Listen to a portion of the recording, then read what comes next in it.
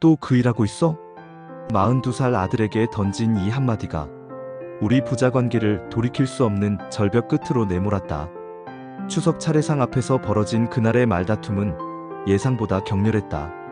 나는 여전히 민수의 웹툰을 애들 장난감이라 불렀고 그는 처음으로 나에게 맞섰다. 아버지는 제 미래가 아니라 아버지.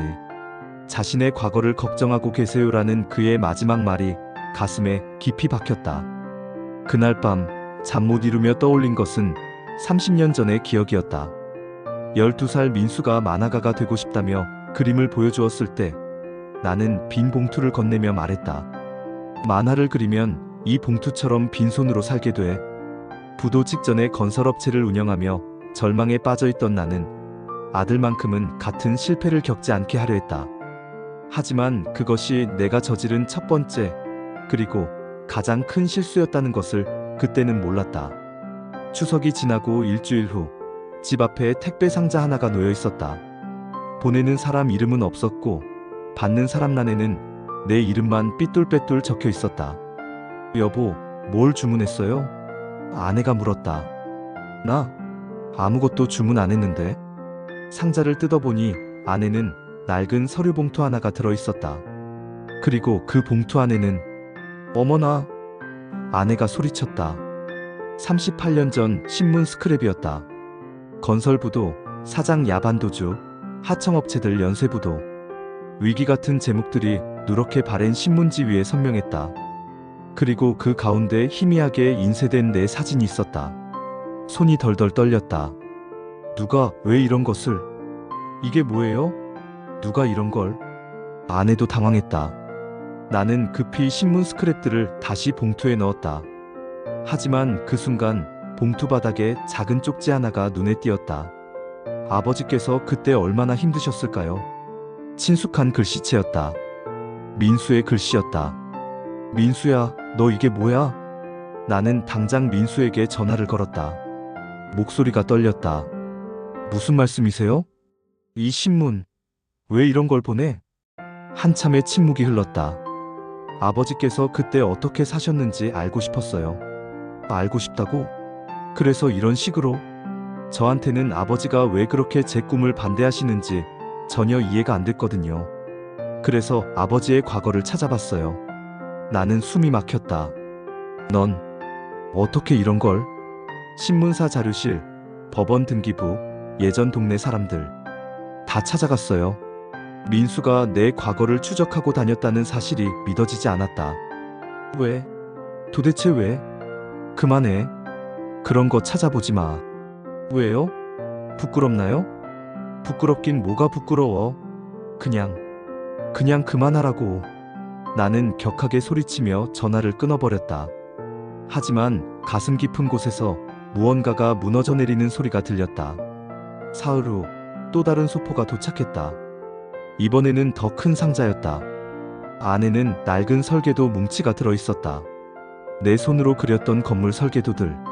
30년도 더 된 것들이었다. 선 하나하나가 내 손때와 꿈으로 만들어진 것들. 그리고 그 아래 쪽지 아버지도 한때는 꿈을 그리셨네요. 나는 그 설계도들을 보며 주저앉았다. 그 시절 내가 얼마나 열정적으로 그렸던 그림들인가.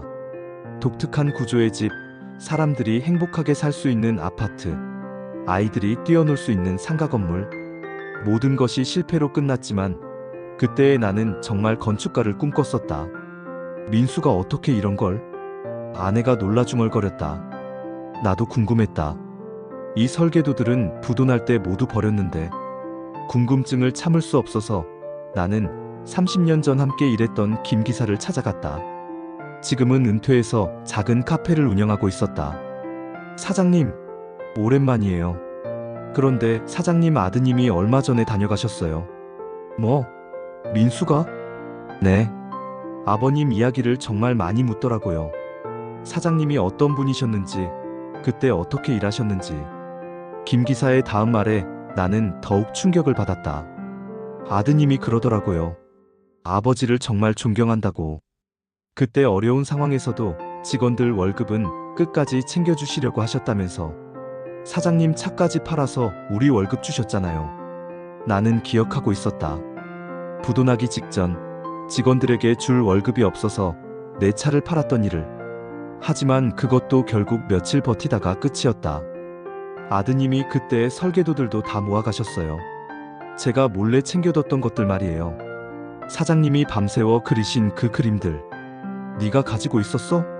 너무 아까워서요. 사장님 꿈이 다 담긴 건데. 아드님이 그걸 보더니 한참 동안 말이 없더라고요. 나는 돌아오는 길에 차를 세우고 한참을 멍하니 앉아 있었다. 민수가 나를 조롱하려는 게 아니었다.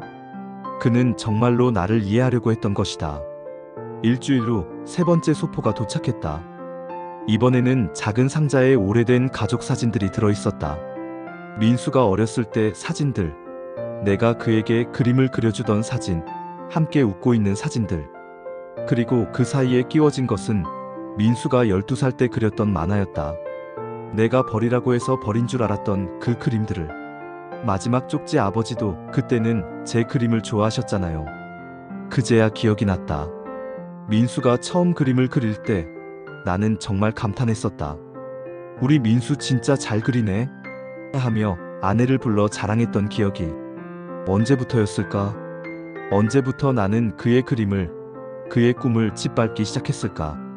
그날 밤 나는 오랜만에 술을 마셨다. 38년 전처럼 현실을 피하고 싶어서. 아내가 걱정스럽게 물었다. 왜 이래요? 민수가 보낸 것 때문에?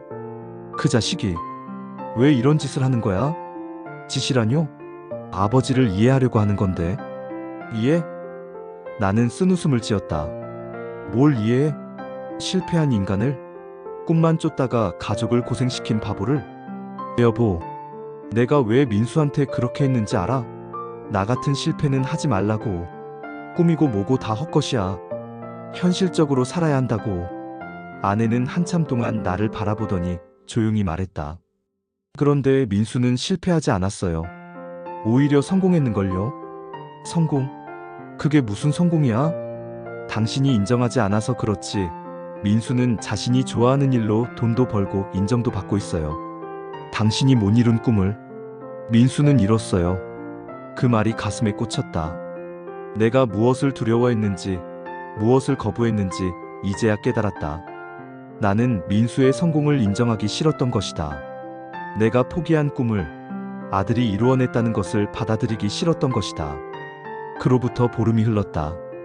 나는 매일 대문 앞을 확인했다. 네 번째 소포를 기다리면서 동시에 두려워했다. 민수가 또 어떤 과거를 들춰낼지 알 수 없었기 때문이다. 그런데 이상했다. 소포가 오지 않았다. 대신 어느 토요일 오후 민수가 직접 찾아왔다. 손에는 작은 나무 상자를 들고 있었다. 아버지, 안녕하세요. 민수야? 나는 당황했다. 갑자기 왜? 마지막으로 드릴 것이 있어요. 민수는 거실 탁자 위에 나무 상자를 조심스럽게 올려놓았다. 그리고는 나를 똑바로 바라봤다. 열어보세요. 손이 떨렸다. 상자를 열자 안에는 오래된 물건들이 정성스럽게 보관되어 있었다. 첫 번째는 빛바랜 사업계획서였다. 내 손으로 쓴 38년 전의 그것. 아이들을 위한 꿈의 놀이터가 있는 아파트 단지라는 제목이 보였다. 두 번째는 어린 민수의 첫 번째 그림이었다. 삐뚤빼뚤한 글씨로 우리 아빠는 집 짓는 사람이라고 적혀 있었다. 세 번째는 내가 민수에게 건넸던 그 빈 봉투였다.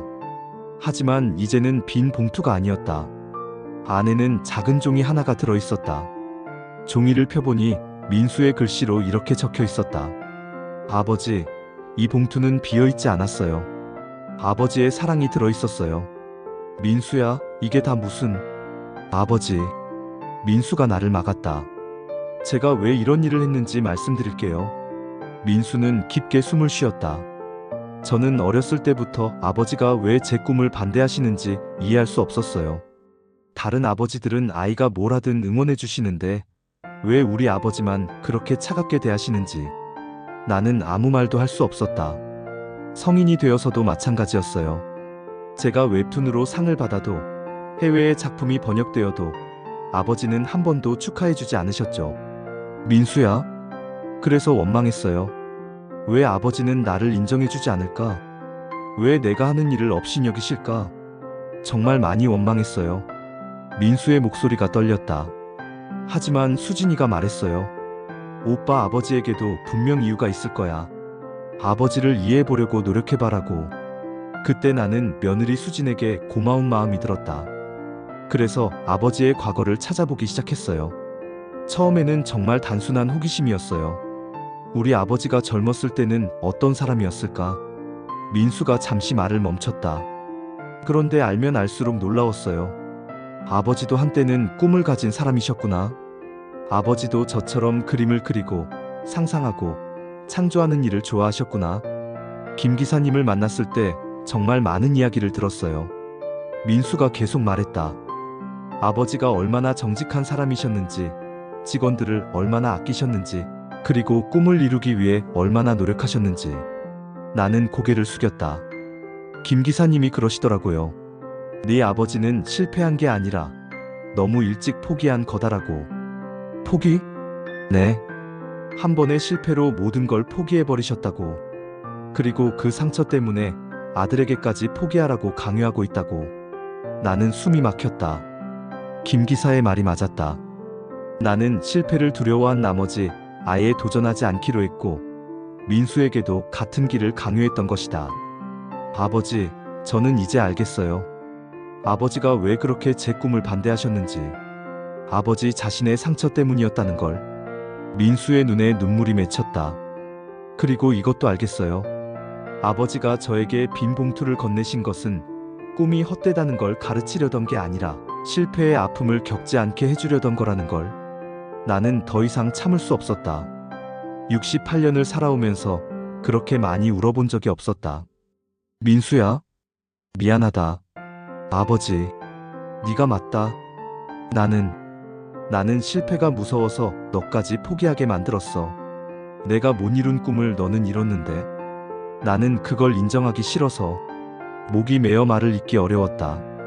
사실은 자랑스러웠어. 네가 하는 일이, 네가 그리는 그림이 정말 대단하다고 생각했어. 하지만 그걸 인정하면 내가 너무 초라해질 것 같아서. 아버지는 초라한 분이 아니에요. 민수가 다가와 내 어깨에 손을 올렸다. 저는 아버지가 자랑스러워요. 어려운 상황에서도 가족을 지키려고 노력하셨고, 저를 대학까지 보내주셨고, 그리고 무엇보다 저에게 꿈을 꾸는 법을 가르쳐 주셨어요. 뭐? 내가 언제? 아버지가 어렸을 때 저와 함께 그림 그리며 놀아주셨잖아요. 블록 쌓기 하면서 이런 집에서 살고 싶다고 말씀하셨고, 저에게 상상하는 것은 좋은 일이다라고 하셨어요. 나는 그 기억들을 떠올렸다. 정말로 그랬다. 민수가 아주 어렸을 때 나는 그와 함께 꿈을 그려주곤 했었다. 그런데 언제부터 달라지신 거예요? 민수가 조심스럽게 물었다. 나는 정확히 알고 있었다. 네가 12살 때 사업이 완전히 망하고 나서부터야. 그때 나는 모든 희망을 잃었다. 꿈이라는 것이 얼마나 위험한지, 현실이 얼마나 냉혹한지 뼈저리게 느꼈다. 그래서 민수만큼은 그런 고통을 겪지 않게 하고 싶었다. 하지만 아버지, 저는 실패하지 않았어요. 그래, 너는 성공했지. 아버지의 방식과는 달랐지만요. 민수가 미소를 지었다. 아버지는 건물을 짓는 꿈을 꾸셨고, 저는 이야기를 짓는 꿈을 꿨어요. 다른 모양이지만 결국 같은 일이었던 것 같아요. 사람들에게 행복을 주는 일 말이에요. 그 말에 나는 깊이 감동했다. 정말로 그랬다. 내가 설계한 건물에서 사람들이 행복하게 살기를 바랐던 것처럼 민수는 자신의 이야기로 사람들을 행복하게 만들고 있었다. 민수야, 그동안 정말 미안했다. 나는 진심으로 사과했다. 그리고 고맙다. 네가 나를 이해하려고 노력해줘서. 저야말로 고마워요, 아버지. 이제야 아버지 마음을 알 것 같아요. 우리는 한참 동안 서로를 바라봤다. 30년 동안 쌓인 오해와 상처가 조금씩 녹아내리는 느낌이었다. 그런데 민수야, 궁금한 게 있어. 네? 너 정말로 나를 자랑스러워해? 민수가 환하게 웃었다. 물론이죠. 제 친구들한테 자랑했어요. 우리 아버지는 맨손으로 사업을 일으키신 분이라고. 한번 넘어져도 다시 일어나서 가족을 지키신 분이라고. 그 순간 나는 가슴이 따뜻해지는 것을 느꼈다. 내가 실패작이라고 여겼던 내 인생이 아들에게는 자랑거리였다는 것을. 그런데 아버지, 이제 제 일을 좀 이해해 주실 수 있으세요? 사실은 나는 쑥스럽게 웃었다. 며칠 전에 네 웹툰을 봤어. 정말요? 수진이가 가르쳐줘서 스마트폰으로 보는 거. 처음엔 글씨가 너무 작아서 힘들었는데. 민수가 놀란 표정을 지었다. 어떠셨어요? 재미있더라. 그림도 정말 잘 그렸고 이야기도 감동적이고. 나는 잠시 말을 멈췄다. 특히 아버지와 아들 이야기 말이야. 혹시 그게? 네, 저희 이야기예요. 민수가 부끄러워하며 대답했다. 많은 사람들이 공감한다고 하더라고요. 아버지와의 갈등을 겪는 사람들이 생각보다 많다면서요. 나는 놀랐다. 우리만의 문제라고 생각했는데 많은 사람들이 비슷한 상황을 겪고 있다는 것이. 그럼 너의 일이 정말 많은 사람들에게 도움이 되는 일이구나. 네, 그렇게 생각해요. 저도 제 이야기를 통해 누군가에게 위로가 되고 싶어요. 민수야, 나한테도 하나 부탁이 있어. 무엇이든 말씀하세요. 나도 내일을 배워보고 싶어. 민수가 깜짝 놀랐다. 정말요? 응.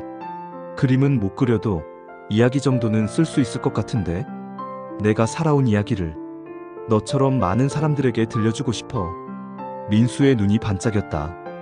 좋은 생각이에요. 아버지의 이야기는 정말 많은 사람들에게 힘이 될 거예요.